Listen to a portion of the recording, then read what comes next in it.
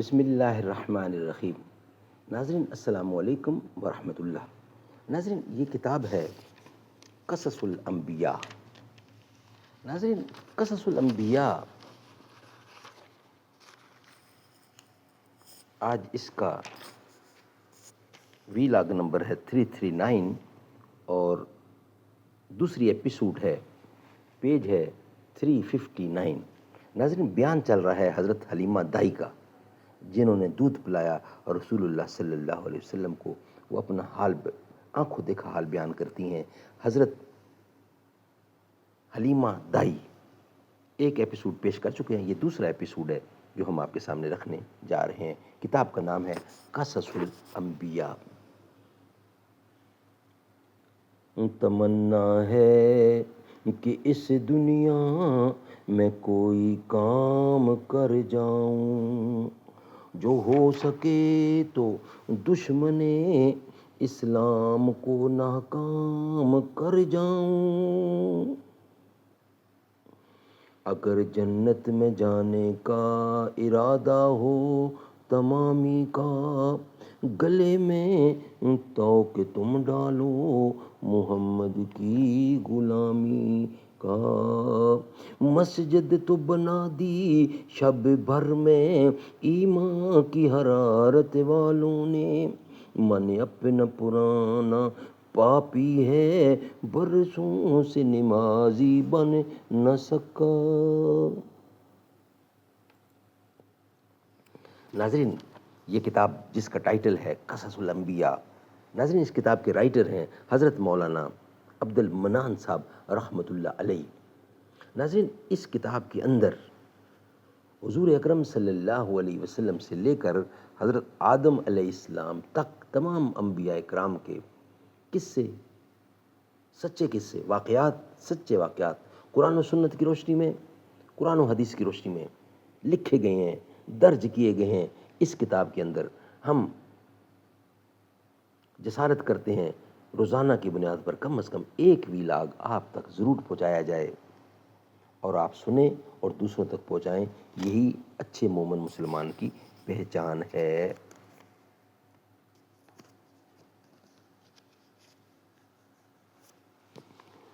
واحد قوم کی وہ پختہ خیالی نہ رہی، برق طبی نہ رہی، شعلہ مکالی نہ رہی، رہ گئی رسم اذاں روح بلالی نہ رہی، شور ہے ہو گئے دنیا سے مسلمان نابود، ہم یہ کہتے ہیں کہ تھے کہیں مسلم موجود، وضع میں تم ہو نصارہ تو تمدن میں ہنوز، یہ مسلمان ہیں جنہیں دیکھ کے شرمائیں یہود۔ ناظرین ذکر چل رہا ہے، بیان چل رہا ہے حضرت حلیمہ سعدیہ کا، جنہوں نے رسول اللہ صلی اللہ علیہ وسلم کو دودھ پلایا۔ سبحان اللہ۔ ناظرین ایک قسط پہلے بیان کی جا چکی ہے، یہ دوسری قسط ہے، وہ ہم آپ کے سامنے رکھنے جا رہے ہیں۔ مین ہیڈنگ ہے بیان۔ کس کا بیان؟ حضرت حلیمہ سعدیہ کا۔ یہ وہ ہیں جنہوں نے مدنی مصطفیٰ محمد رسول اللہ صلی اللہ علیہ وسلم کو دودھ پلایا۔ جس کوہ، پہاڑ اور میدان سے گزر رہی تھیں، کون؟ حضرت سعدیہ۔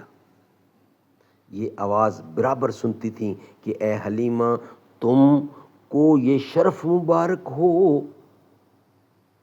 میں اسی طرح چلتے چلتے تیسرے مقام پر جا پہنچی، وہاں ایک شخص کو دیکھا کہ قد و قامت میں بلند اور ایک عصا بھی اپنے ہاتھ میں لیے ہوئے نورانی چہرہ ایک غار سے نکل آیا۔ یہ کیفیت دیکھتے ہی میری آنکھیں بند ہو گئیں۔ وہ میرے پاس آ کر میرے پیٹ پر ہاتھ رکھ کر کہنے لگا کہ اے حلیمہ سعدیہ، اے حلیمہ، سعادت دہرین تم کو حاصل ہوئی، سعادت دہرین تم کو حاصل ہوئی۔ یعنی اللہ تعالیٰ نے رضاحت پسر قریش تم پر مبارک کی۔ یہ سن کر میں نے اپنی شوہر سے کہا جو میں دیکھتی سنتی ہوں غیب سے، تمہیں معلوم ہے؟ وہ مجھ کو کہنے لگے، کیا ہوا ہے؟ تم دیوانی تو نہیں ہو گئیں؟ میں اندیشہ کرتی ہوئی راہ میں چلی جاتی تھی کہ ہمارے ہمراہ کے لوگ ہم کو ملیں یا نہیں۔ جب میں مکہ کے قریب جا پہنچی، یعنی اتنے قریب جا چکی تھی کہ مکہ 6 کوس باقی رہ گیا تھا، اور مجھ سے پہلے جانے والی قوم بنی سعد کی عورتیں مکہ میں پہنچ چکی تھیں، اور میں نے ایسا کیا کہ اپنا تمام مال و اسباب و سواری کا گدھا وہیں چھوڑ کر صرف اپنے شوہر کو مکہ میں داخل ہو گئیں، اور وہاں جا کر میں بنی سعد کی عورتوں کو دیکھا، وہ شہر مکہ سے واپس آ رہی ہیں۔ یہ دیکھ کر میں بہت ہی متردد ہوئی، اور پھر زبان حال سے کہنے لگی کہ یا الہی، مجھ کو بھی وہ دولت نصیب ہوگی یا نہیں جو تم نے کہا تھا۔ اتنے میں عبد المطلب کو دیکھا کہ وہ چلے آتے ہیں۔ دائی حلیمہ دودھ پلانے والی تلاش کرتے ہوئے انہوں نے بنی سعد کی عورتوں کو دیکھ کر کہا، اے عورتوں قوم بنی سعد کی، کیا تم میں کوئی دودھ پلانے والی ہے؟ میں نے کہا، میں ہوں۔ عبد المطلب نے کہا، تم کون ہو اور تم کس قوم سے ہو؟ اس کے جواب میں نے کہا کہ میں قوم بنی سعد سے ہوں۔ بولے، تیرا نام کیا ہے؟ میں نے کہا، میرا نام حلیمہ ہے۔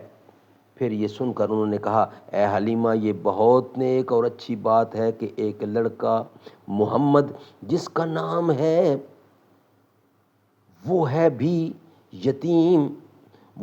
یتیم، تم اس کو دودھ پلاؤ گی اور میں نے اس کی اجرت تم کو دوں گا۔ پھر میں نے تمام قوم بنی سعد کی عورتوں سے کہا تو کسی نے بھی اس کو قبول نہ کیا، اور کہنے لگی کہ یتیم لڑکے کو دودھ پلانے سے کیا فائدہ؟ تم ہی اس کو دودھ پلاؤ، اللہ تعالیٰ تم کو اس کا اجر دے گا، شاید اس کے باعث تم عزیز و مکرم ہو جاؤ۔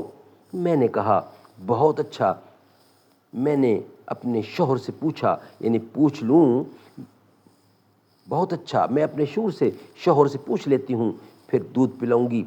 جب میں اپنے شوہر سے دریافت کرنے کو جانے لگی تو عبد المطلب نے مجھ کو قسم کھا کر کہا کہ تم ضرور واپس آنا اور دودھ پلانا۔ میں نے کہا، بہت اچھا، میں ضرور آؤں گی۔ پھر میں نے جا کر اپنے شوہر سے پوچھا، وہ بولے، بہت خوب ہے، جاؤ اور اس کو دودھ پلاؤ، نیک کام سے مت پھرو۔ اور میں بہت خوش ہوئی، شاید کچھ کو اس سبب سے فیض پہنچے، شاید کسی کو تو اس کے سبب سے فیض پہنچے۔ اور میں نے یہ بھی دیکھا کہ جب بنی سعد کی قوم اس سے باز آئی کہ یتیم لڑکے کو دودھ پلانے سے کیا فائدہ ہوگا، پس اس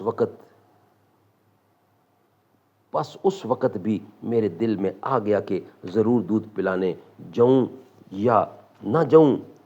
اور ایک بھانجا بھی میرے ساتھ تھا، اس نے کہا، اے خالہ، وہ سب عورتیں قوم بنی سعد کی بے نصیب ہو گئیں، تم بھی مت جانا۔ اور ادھر مجھ کو بھی یہ بات پسند آئی کہ جب سب محروم ہو کر چلی گئیں تو میں بھی نہیں جاؤں گی، لیکن میرے دل نے پھر مجھ کو مجبور کیا کہ تم ضرور جاؤ، سعادت پاؤ گی۔ اگر یہ لڑکا یتیم ہے تو